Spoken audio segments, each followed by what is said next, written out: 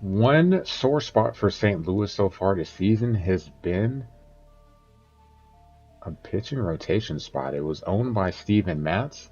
Matt came in and took over, but we still haven't had the results we've been looking for. You see, he's up to a 73 overall, and he's improving in important attributes. The results? Kind of mixed. So I'm not going to pay attention to the record being 3-5. It's the hits. Over 69 innings, 100 hits, and his ERA is 4.43, whip of 1.62. He's really struggled avoiding hits, so we may need to replace him. So let's look at some options, some potential ones at least. You can see on the trading block, Tony Gonsolin, Carlos Rodon, maybe going back to a familiar face in Jordan Hicks. Darvish, let's look a little closer at some of them. So Gonsolin would be an interesting one. He's 29 years old. If we were to trade for him, still going to continue to improve, just 4 years of MLB service, but we get 2 years of control over him.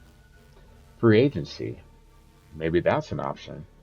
Mike Clevenger, Michael Lorenzen, rolling the clock back a little. Speaking of rolling the clock back, Zach Greinke, maybe we go that route.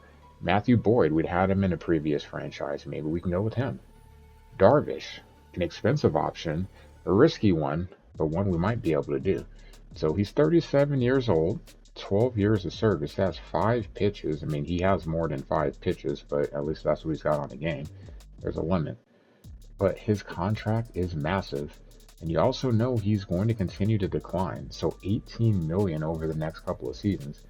I don't think he finishes out that contract. It does not look appealing at all.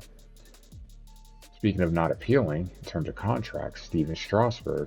So in real life, he is retired, but I am a San Diego State alum. It's hard not to pass up the opportunity to grab him. So an ERA of 4, whip of 1.61. We think, of course, if we bring him in, we could do better. His problem, though, is that price tag. 35 mil for the next 3 seasons. Yikes. That's a tough one to add. Another option, and a really good one, Walker Buehler. So he's an 80 overall. You see, still getting a little bit better, 29 years old, 6 years of service. So far this year, definitely been really solid. 1.24 whip, ERA of 2.69. And you'd be a free agent next season. Could we resign him? It'd be a young arm. Maybe that could anchor the staff. We'll have to see. Speaking of anchors, the Cubs take our anchor because he was not hitting well for us. And Joey continues to dump channel points into his attributes. So you see now Herrera, solid, well, more of a solid contact attribute.